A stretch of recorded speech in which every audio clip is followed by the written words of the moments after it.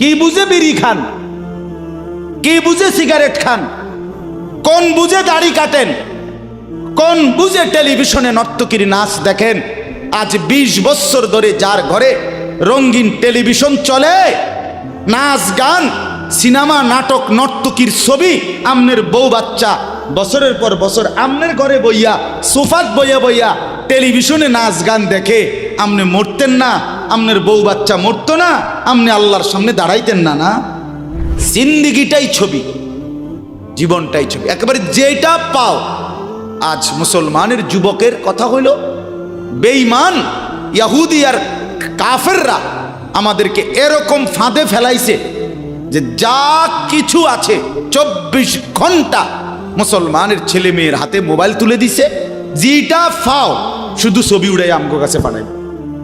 এটা কুত্তা হোক, বিলাই হোক, শুকর হোক, মানুষ হোক, গরু হোক, ছাগল হোক, হুজুর হোক, পাবলিক হোক, বেড়া হোক, বেড়ি হোক, জোয়ান হোক, বুড়া হোক, যেটা পাউডা শুধু ছবি উড়া। জিন্দিগির কাজে একটা আহ হায় হায় বাপ, তোমরা বুঝো না, বেঈমান তোমাদেরকে বেঁধে ফেলছে আষ্টে পিছে। নবীজি কথা বলছে, উম্মত, চুরি ডাকাতি জিনা ব্যভিচার মদ জুয়া নাচ গান টেলিভিশন নাটক সিনেমা বিড়ি সিগারেট তুমি সব করতে থাকো, তোমার জিডা মনে কয়টা করো, হাসরের ময়দানে শুধু আমার দ্বারে আইও, আমি বেহেশতে ফাটাই দিমু, এটাই তো সুপারিশ না? তো আমনে ঘটনা কি? এক বুজুর্গ বলছেন, আমি দেখলাম যে পুরা বাজারে যত ব্যবসায়ী তাদের মাল বিক্রি করতেছে, তন্মধ্যে সবচেয়ে বেশি চিল্লাইতেছে, কাস্টমার গ্রাহক ডাকতেছে এই বরফ বিক্রেতা, এবং চিৎকার করে করে বলতেছে, হে আল্লাহর বান্দারা, তোমরা ওই ব্যক্তির উপরে একটু দয়া করো, যাদের নাও আর জলদি জলদি নাও, যার পুঁজি খুব দ্রুতই গলে গলে শেষ হয়ে যাইতেছে। মানে আমার এই বরফের চাকাটা যদি তোমরা কিনতে দেরি করো, তাইলে আমার এটা কিন্তু এটাই আমার পুঁজি, এখন এটা যদি দেরি করো তাহলে গলে গলে কি হয়ে যাবে, আমার পুঁজি শেষ হয়ে যাবে, আমি আর বেচমু কি? তাইলে বরফের চাকাটা এমন না যে যতক্ষণ বেচা হবে না অতক্ষণ গলবে না, এমন না, সে গলতেই আছে, বেচা হোক কিংবা না হোক। তো ওই আল্লাহর ওলি বলেন, আমি এই বরফ বিক্রেতার এই আহাজারি, তার এই চিৎকার চেঁচামেচি, তার এই পেরেশানি থেকে আমার হায়াতের কদর বুঝলাম, জীবনের কদর বুঝলাম, যে আমার হায়াতটাও ঠিক এরকম, এটা গলে গলে শেষ হয়ে যাচ্ছে। প্রতি মিনিট প্রতি সেকেন্ড আমি ঘুমে থাকি কিংবা সজাগ থাকি, আমার হায়াত শেষ হইতেছে। খামখেয়ালি করে গপ মারলাম, তামাশা করলাম, তবুও শেষ হচ্ছে। কঠোর পরিশ্রম করতেছে ওই ব্যক্তিরও সময় কি হইতেছে, হায়াত শেষ হচ্ছে। অতএব বরফ বিক্রেতার পুঁজি যেমন গলে গলে শেষ হয়, আমাদের হায়াত, আমাদের জিন্দিগি, আমাদেরকে একটি নির্দিষ্ট সময় আল্লাহ তাআলা বেঁধে দিয়েছেন, আল্লাহই জানেন সেটা কতক্ষণ, কিন্তু আমরা এটা বিশ্বাস করি নির্দিষ্ট। অতএব এই নির্দিষ্ট সময়টুকু আমরা যদি গুরুত্ব দেই কিংবা অবহেলা করি, সমানভাবে চলে। আমি ঘুমাইলাম 10টা বাজে, জেগে দেখি 12টা বাজে, তার মানে কি, আমার এই ঘুমের মধ্যে রাইখাই আমার হায়াতের 2 ঘন্টা আমার উপর দিয়ে চলে গেছে, গেছে কি না বল? এমন আপনি চা দোকানে বসছিলেন 4টা বাজে, এখন দেখেন 6টা বাজে, আহা, আপনার এই চা দোকানের এই গল্প গুজবের মধ্যে রাইখাই আপনার হায়াতের 2 ঘন্টা আপনার থেকে চলে গেছে। এবং এটাই সত্য যে এটা আর কোনো দিন ফিরবে না, আর কোনো দিন না।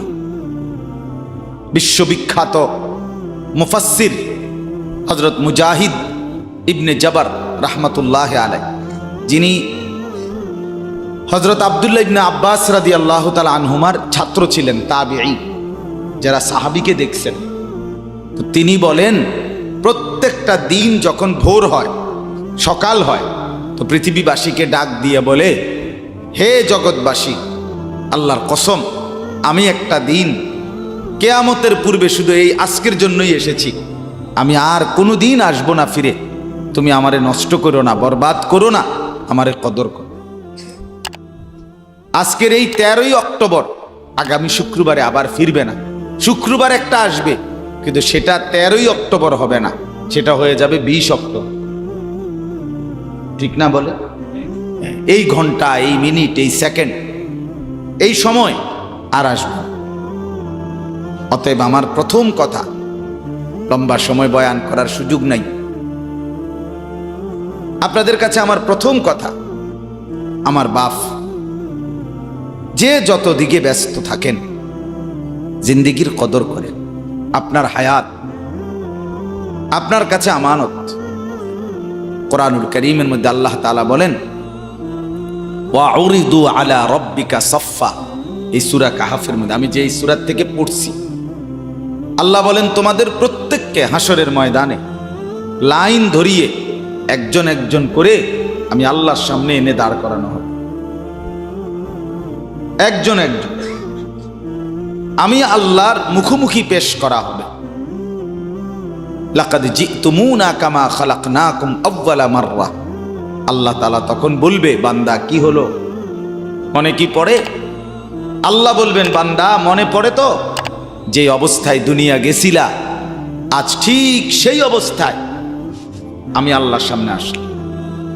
দুনিয়া থেকে যেদিন দুনিয়ায় গেছিলা মায়ের পেট থেকে, সেদিন একাই গেছিলা, আজ ঠিক একাই কার কাছে ফিরলা? আমার সামনে। বাল জাআমতুম আল্লান নাজআলা লাকুম মাওঈদা। এরপরে আল্লাহ বলবে, তুমি তো মনে মনে ভাবছিলা, যেই ফুর্তি, যেই তামাশা তুমি করতেছিলে দুনিয়ায়, তুমি মনে করছো এমন একটা দিন আসবে না। তুমি ভেবেছিলে মরতে হবে না, হাসরের ময়দান আমি আল্লাহর সামনে আসবে না। আজ তো দেখলাম, আজ চতুর্দিকে তাকিয়ে দেখো, এটা হাসরের ময়দান। আজ দেখো মানুষগুলো কাঁপতেছে, আজ দেখো মানুষগুলো ভয়ে তটস্থ।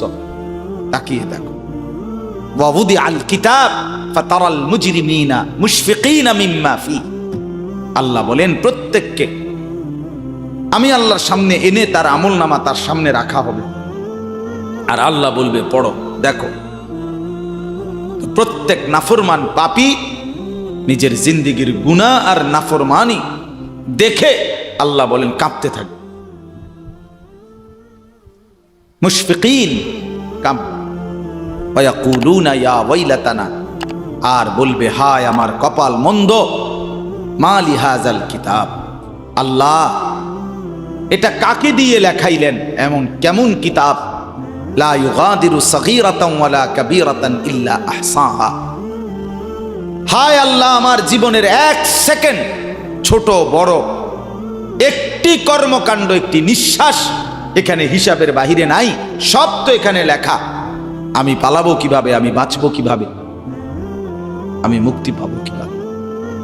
ওয়াজাদু মা আমিলু হাদিরা। আল্লাহ বলে তোমার জিন্দেগির সব তুমি তোমার আমলনামার মধ্যেই উপস্থিত পাইবে। ওয়ালা ইয়াজলিমু রাব্বুকা আহাদা। আল্লাহ বলেন তোমাদের কারো উপরে এক বিন্দু জুলুম হবে না, জুলুম হবে না। এজন্য ছেলেদেরকেও বলি, বাপ, খোদার কসম, এই সমবয়সী বন্ধু থাকবে না। তুমি যেদিন কবরে যাইবা, এরা কেউ পাশে যাবে না। তুমি যেদিন হাসরের ময়দানে দাঁড়াইবা, সেদিন কেউ দাঁড়াবে না তোমার সাথে। তুমি যেদিন আল্লাহ তাআলার মুখোমুখি হতে হবে, সেদিন এই বন্ধু কেউ থাকবে।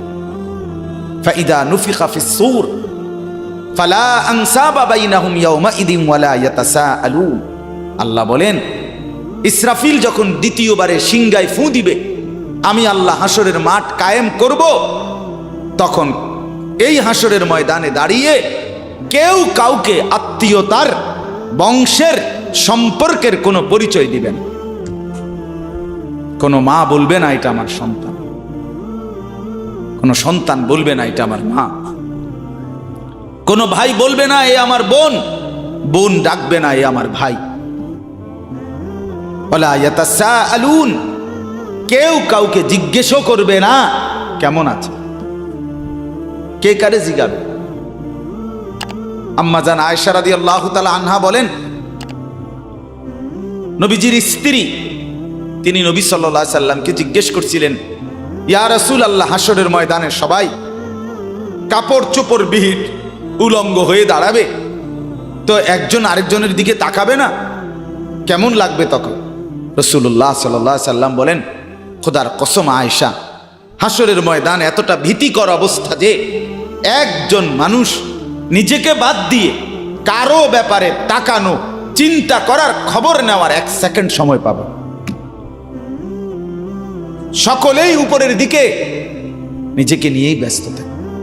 ইয়া রব্বি নাফসি নাফসি, ইয়া রব্বি নাফসি নাফসি, ইয়া রব্বি নাফসি নাফসি। এজন্য বাপ আমার, আপনার হায়াত আপনার কাছে। আপনি যেদিন মরবেন সেদিনও মানুষ ভাত খাবে। এই গ্রামবাসী ধোকা, ধোকা, মহল্লাবাসী ধোকা, এগুলো সব ধোকা, সব ধোকা। বন্ধুরা ধোকা, স্ত্রী ধোকা, এগুলো সব ধোকা। সব ওই রাত্রে খানা খাবে, আপনারে দাফন করে আসে, আরো বেশি খাইব মানুষের ঘরের থেকে যাইতে আইনা ভাত খাওয়া। আও হারাদিন কাঁদছেন আমনে, শরীর দুর্বল হয়ে যাব, খানা না খাইলে ভাত খা, খানা বন্ধ না। লাশের সামনে, লাশের সামনে মুসলমান আজকে জানাজা, লাশ সামনে, এখানে দাঁড়াইয়া জিগায় খানাটা কোন দিন কইয়া লাইলে ভালো আছিল।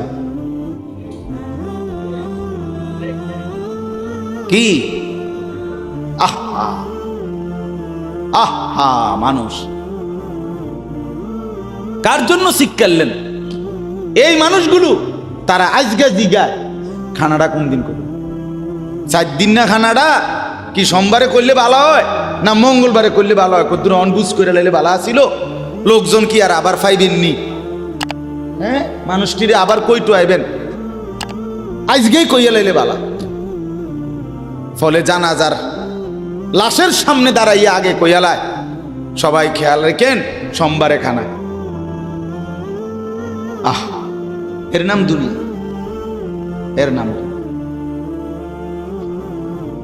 নাম দুনিয়া।